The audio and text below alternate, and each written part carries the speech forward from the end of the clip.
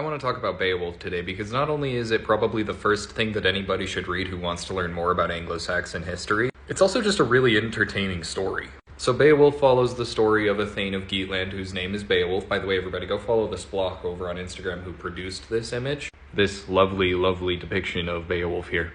Pause to take a look at that if you would like to. And Beowulf has been building up a reputation for himself as a warrior by going on campaigns for the King of Geatland. He's earned himself a few things that he can boast about at the mead bench. You know, a bench inside of a mead hall. You know, a mead hall, a big wooden structure where Anglo-Saxon kings and Norse kings would come and they would get all of their guys together. They would feast them with, you know, various food items like soups and things like that, and they would have mead and they would listen to stories being recited. And Beowulf is a guy who loves his mead hall, he loves his friends in the mead hall. But he's also a guy who can stand up to quite a bit of challenge. So the King of Denmark has a problem where there's this monster that's showing up to his mead hall and eating his men, just straight up eating them. This story was probably originally for children, by the way. So Grendel always attacks at night, so Beowulf is like, it's daytime, Beowulf is like, don't worry, wait till nighttime and I'll take care of him. Now, Grendel's hide cannot be pierced by any weapon that human beings can make. So when Grendel shows up after sundown and starts going to try to eat all of Hrothgar and some of Beowulf's men,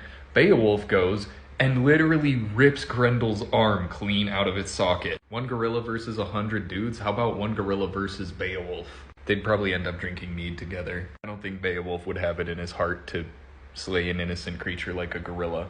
Okay, and then Grendel's mother tries to take revenge on the King of Denmark and Beowulf for the killing of her son. And Beowulf pursues her into a lake, swims into the bottom of the lake. They go into an underground cave where the water is on fire, so says the poem, and Beowulf can breathe down there, and he slays Grendel's mother and then swims back up to the surface. And then the King of Denmark is just like, you are the best ever. Like, you are so amazing for having done that. I can't even believe it. Beowulf is just like, ain't no thing, ain't no thing. And then, actually he does boast. He's not modest at all. He's like, I know, I literally am amazing. Like, I totally did that. He becomes the King of Geatland, and he dies fighting a dragon. And the next of kin takes over after him.